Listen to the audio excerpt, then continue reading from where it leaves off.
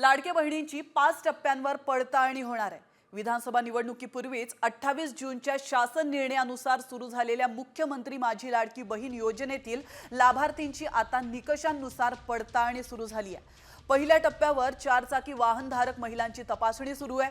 पुढील टप्प्यांवर योजनेच्या प्रत्येक निकषानुसार किती महिला पात्र आहेत याची अंगणवाडी सेविकांमार्फत आता पडताळणी होणार आहे।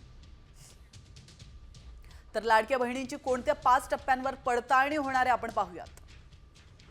एका कुटुंबातील 2 पेक्षा अधिक लाभार्थी नको। बनावट कागदपत्रांद्वारे योजनेचा लाभ घेणारे वगळले जाणार आहेत।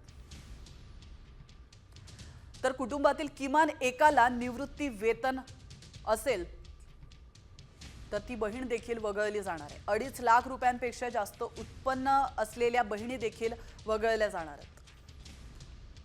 तर 5 एकरापेक्षा अधिक जमीन असलेले लाभार्थी देखील वगळले जाणार आहेत।